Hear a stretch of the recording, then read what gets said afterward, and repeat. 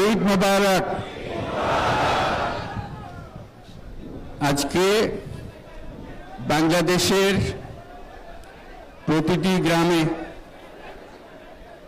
প্রতিটি বাজারে, প্রতিটি গঞ্জে, প্রতিটি শহরে ঈদের জামাত অনুষ্ঠিত হচ্ছে। আমরা জাতির পক্ষ থেকে জামাতে যারা যেখানে শরীক হয়েছেন তাদেরকে ঈদ মোবারক জানাচ্ছি।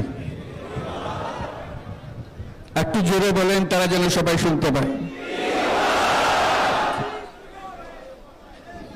যারা ঈদের জামাতে শরীক হবার সুযোগ পাননি তাদেরকেও আমরা ঈদ মোবারক জানাচ্ছি, সেটাও জোরে ঈদ মোবারক দেন। আমাদের মা বোনেরা, মহিলারা যারা ঘরে আছেন তাদেরকেও আমরা জাতির পক্ষ থেকে ঈদ মোবারক জানাচ্ছি।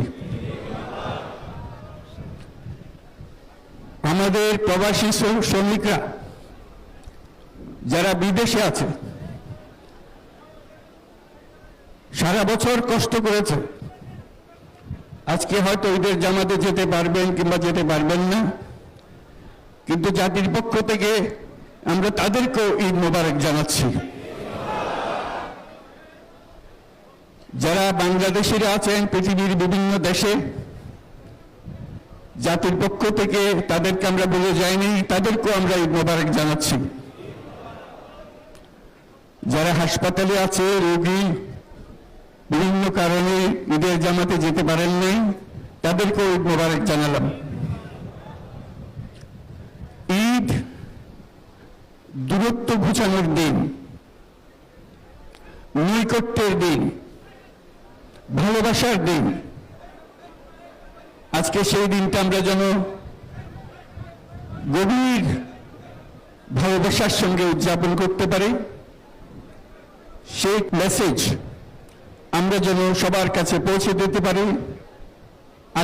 আজকে একটা অটুট ঐক্য গড়ে তোলার দিন, এবং আমরা স্থায়ীভাবে এই ঐক্য গড়ে তুলতে চাই। ঈদের জামাতের এটাই আমাদের কামনা। আজকে মোনাজাত হবে, মোনাজাতে আমরা অবশ্যই যেন স্মরণ করি, আল্লাহর কাছে প্রার্থনা করি আমাদের এই নতুন বাংলাদেশ গড়ার যারা সুযোগ দিয়েছে, যে বীর সন্তানরা আত্মাহুতি দিয়েছে, আল্লাহ যেন তাদের রূহের মাগফিরাত দেন, তাদের শান্তি দেন। আমরা তাদের মোনাজাতে সেটা যেন আমরা অংশ রাখি। আর মোনাজাতে যারা আহত হয়েছেন, যারা স্বাভাবিক জীবন থেকে বিচ্যুত হয়ে গেছে, এই দেশের জন্য নিজেদের স্বাভাবিক জীবন ত্যাগ করতে যারা বাধ্য হয়েছে, তাদের স্বাভাবিক জীবন যাপনের ক্ষমতা দেওয়ার জন্য, রোগমুক্তির জন্য আল্লাহর কাছে যেন আমরা প্রার্থনা করি। আজকের দিনে আমরা প্রার্থনা করি, যেই নৈকট্য আজকের দিনে আমরা শুরু করলাম, এই নৈকট্য এবং এই ঐক্য জাতির জন্য যেন স্থায়ী হয়, আমরা যেন একটা ঐক্যবদ্ধ জাতি হিসেবে সামনে এগিয়ে যেতে পারি। যারা আত্মত্যাগ করেছেন, যারা নতুন বাংলাদেশের স্বপ্ন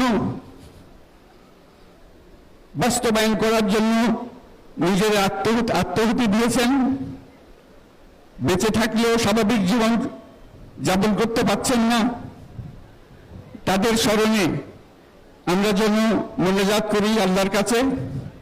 আমরা অবশ্যই সেই স্বপ্ন বাস্তবায়ন করব। শত বাধা সত্ত্বেও, যত বাধাই আসুক, আমরা ঐক্যবদ্ধ জাতি হিসেবে এই নতুন বাংলাদেশ গঠন করব ইনশাআল্লাহ। এই মোনাজাতটা আপনারা সবাই মিলে একসঙ্গে করবেন। ধন্যবাদ সবাইকে। ঈদ মোবারক সবাইকে।